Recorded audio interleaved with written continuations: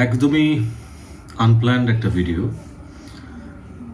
এবং যেটা নিয়ে কথা বলতে চাচ্ছি এই প্রসঙ্গটা নিয়ে আমরা মাঝে মধ্যেই আলাপ করি, মাঝে মধ্যেই আমরা আমাদের নানা মহলে কথা হয়। সেটা হচ্ছে গান কেন মানুষ আগের মতো শুনছে না? মানুষ কি আগের মতো গান শোনে? মানুষ কি আগের মতো গানকে এনজয় করে? আমি বলবো না, মানুষ আসলে সেইভাবে এখন আর গান শোনে না। আমরা যে সময় গান শুনতাম, আমাদের গান শোনার ধরন ছিল একদমই আলাদা। আমরা গান শুনবো বলেই গান শুনতাম। গানের বিষয়ে আমাদের একটা অদ্ভুত রকম ভালো লাগা তো বটেই, গানের বিষয়ে আমাদের একটা অদ্ভুত রকম সিরিয়াসনেস ছিল। আমরা গানকে অত্যন্ত গুরুত্বপূর্ণ একটি জায়গায় রেখে আমরা গান শুনতাম এবং সেই গান থেকে আমরা অনেক কিছু শেখার চেষ্টা করতাম, অনেক কিছু নেওয়ার চেষ্টা করতাম। আমি মনে করি সেটা এখন ভীষণ রকম অনুপস্থিত। তার পেছনে অনেক কারণ আছে, অনেক কারণ। তার মধ্যে প্রধানতম কারণ সেটি হচ্ছে আমরা আগে একটা গান ওন করতাম। আমরা যে কোনো আর্টিস্টের একটি গান যখন শুনতাম, আমরা যখন একটি গানের অ্যালবাম কিনতাম, তখন আমরা ওই অ্যালবামটাকে ওন করতাম। আমরা ওই অ্যালবামের প্রতি আমাদের এক ধরনের অধিকার থাকতো। আমরা আমাদের জমানো টাকা, আমরা আমাদের অনেক চিন্তা ভাবনা করে জমিয়ে রাখা কিছু অর্থ দিয়ে আমরা একটি করে অ্যালবাম কিনতাম। সে কারণে ওই অ্যালবামটার প্রতি আমাদের এক ধরনের ভালোবাসা, এক ধরনের রেসপেক্ট সবসময়ই থাকতো। গানগুলো আমরা ঠিক ততখানি সিরিয়াসনেস দিয়ে আমরা গানগুলো শুনতাম। এখন সেই সিরিয়াসনেসের বড়ই অভাব। প্রশ্ন আসতে পারে কেন, এই অভাবটা কেন? আমি অনেক চিন্তা করেছি এটা নিয়ে এবং আমি অনেক চিন্তা করে যেটা আমার ধারণা সেটা আমি আপনাদের সাথে শেয়ার করি। ধরুন, আমি এই ইয়ারপডটা,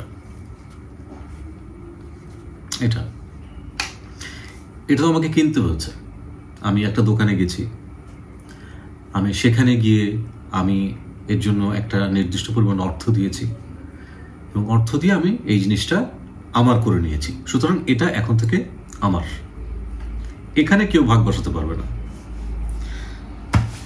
অ্যালবামের ক্ষেত্রে ব্যাপারটা তাই ছিল। আমি একটি অ্যালবাম আমার বলে কিনতাম, এই অ্যালবামটা আমি কিনেছি, এই অ্যালবামের সবগুলা গানের উপরে আমার এক ধরনের অধিকার আছে। এবং একটা অ্যালবাম নেড়ে চেড়ে দেখার মধ্যে, একটা অ্যালবাম আমি যখন একটি অ্যালবাম কিনবো, অ্যালবাম তো শুধু আমি ক্যাসেটটা কিনি না, ক্যাসেটটার সাথে আমি অনেকগুলো ইমোশন কিনি। আমি ক্যাসেটের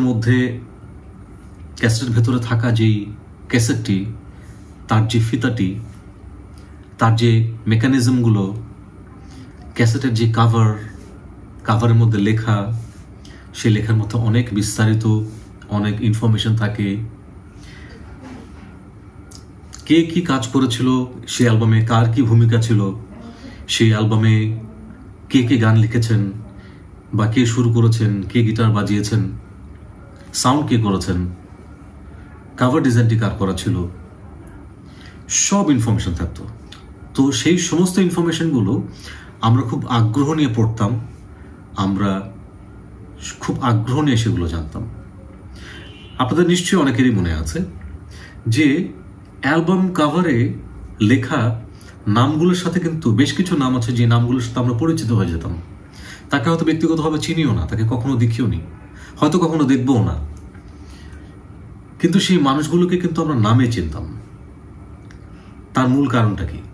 তার মূল কারণ সেই অ্যালবামটির বস্তুগত উপস্থিতি। তাই গানগুলো আমাদের কাছে অনেক বেশি ইম্পর্টেন্ট হয়ে উঠত। কারণ ওই যে একটু আগে বললাম, আমরা শুধু একটা অ্যালবাম কিনি না, অ্যালবামের সাথে তখন আমরা কিছু ইমোশন কিনতাম। তো সেই ইমোশনগুলোর একটা ভ্যালু কিন্তু ছিল তখন। এখন সেই ইমোশনের ভ্যালু কিন্তু নাই। তার মূল কারণ আমরা সবকিছু একটা ক্লিকের মধ্যে দিয়ে পেয়ে যাচ্ছি।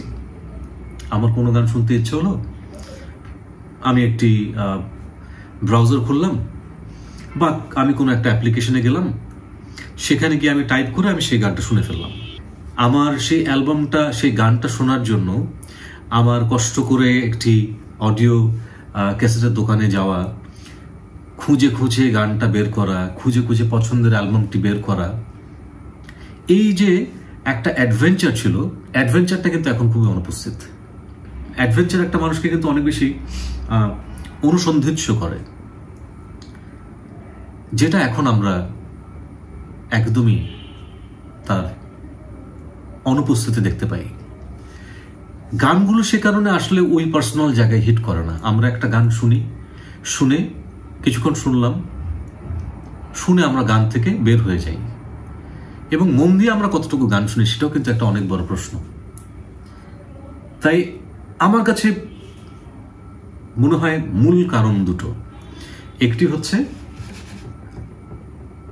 খুঁজে খুঁজে গান বের করার যে আনন্দ, এবং একটি অ্যালবামের, একটি ক্যাসেটের, ইভেন একটা সিডির বস্তুগত উপস্থিতি, সেটার অনুপস্থিতি, এবং সেই সাথে সাথে সত্যিকার অর্থে গান শুনতে চাওয়ার মানসিকতা নিয়ে গান না শোনা, এই দুটো প্রধান কারণ গানগুলো এখন আমাদের কাছে সেইভাবে হয়তো আর জায়গা করে নিচ্ছে না। আমার বিশ্বাস,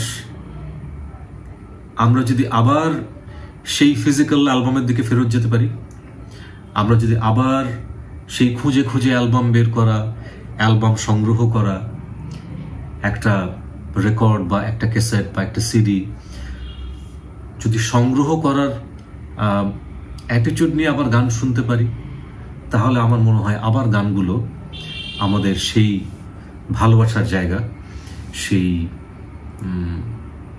ইন্টারেস্টের জায়গা, সেটা নিয়ে আবার সামনে আসবে।